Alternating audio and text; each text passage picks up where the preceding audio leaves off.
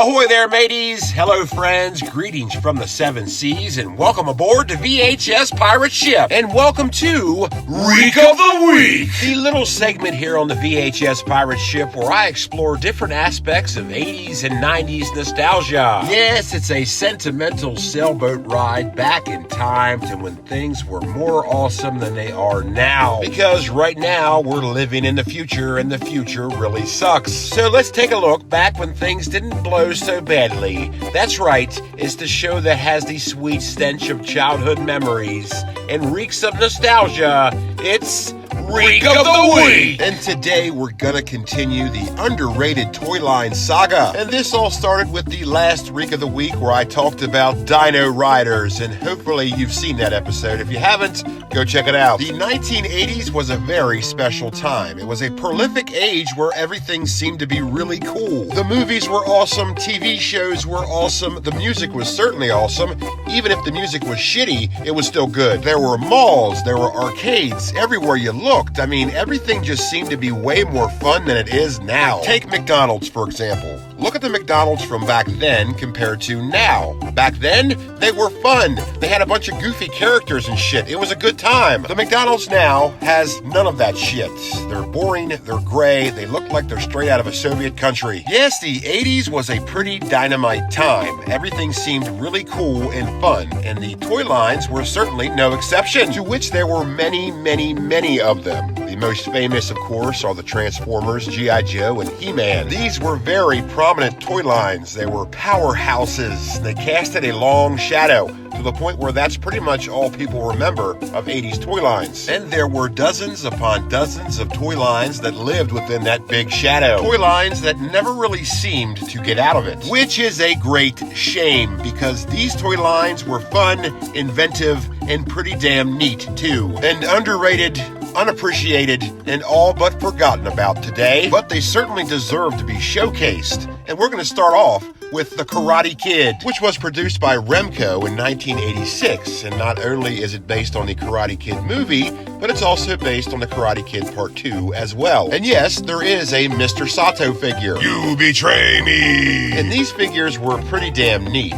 They were very detailed. I mean, look, they actually look like the people they're supposed to be. Each figure had real cloth clothes. I mean, if that matters to you, it never really did to me, but it's still a nice touch. Each figure had karate action and came with little accessories that could break and smash with said karate action. And this toy line even had some pretty damn detailed play sets that came with even more shit you could smash and break with karate action. In fact, you could have played out your own little Mortal Kombat-esque scenarios way before that was even a thing. It was a pretty well thought out and well produced toy line. And though it does seem like it's pretty underappreciated, the people that sell this stuff nowadays certainly appreciate it. Look at these asking prices. It's outrageous. And that's just the ones that are mint in box. I mean, look at this. This is just a set of loose action figures going for damn near $140 for loose Karate Kid action figures that hardly have any of their shit with them and are probably covered in boogers. And look at that shipping. You're going to be paying almost $45 just to get it shipped. $45 to ship booger-covered Karate Kid action figures. Okay, maybe it's unfair of me to assume that they're covered in boogers. But anyways, moving on to our next underrated toy line in Sectaurs. Or is it Sectaurs? I don't know. Sectaurs! Which was released in 1985 by Coleco, and I really have no idea why this toy line wasn't bigger than it was. This concept had a lot going for it. As you may know, it was about warriors who rode giant bugs. Giant bugs! The design of these things was pretty damn detailed. The bug battlements were hand puppets. You put your hand in, your fingers were like all its legs, and you can fly it around and scare the shit out of your siblings. Which is probably one of the reasons why this toy line didn't do so well, because it freaked kids the fuck out. Grow up, you sissies! Oh, wow. Well, I mean that is pretty terrifying. So, never mind. But it was still an original and fascinating concept that certainly stood alone amongst all the other toy lines. Now, this only had one series, but there was a second series planned, but they canned it because the sales sucked. And like many other toy lines, this had a cartoon, which aired from September of 1985 all the way until October of 1985. Wow. Yeah, it didn't last very long, but the property was picked up by Marvel, and there is a comic book series. And hey, the Sectaurs even had a big wheel. The Dino Riders didn't have a big wheel, even though they really should have.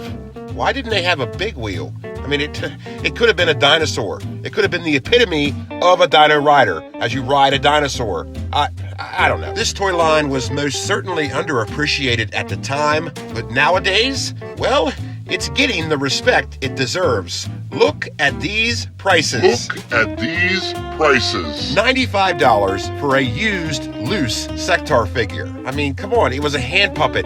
It was used. That means it had some kid's greasy, ketchup-covered hand in it. And look at this.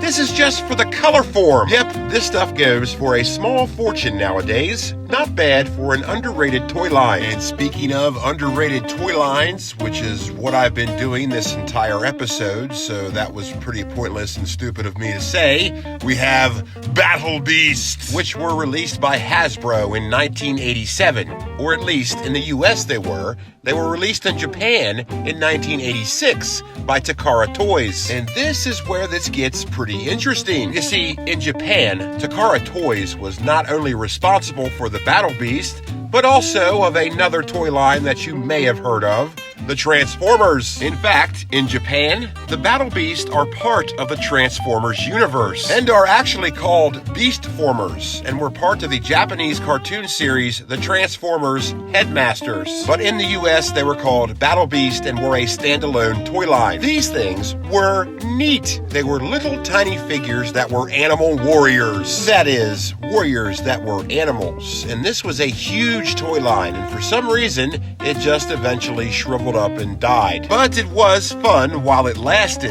In the US, they had 3 series with a grand total of 76 of these fun little fuckers. Yes, they were a lot of fun, and there were a lot of them, and they were fun to collect, and it would always seem like your friends had some you've never even seen before. Yes, they were pretty awesome, and they are still pretty awesome, and they're still pretty fun to collect if you got that kind of money.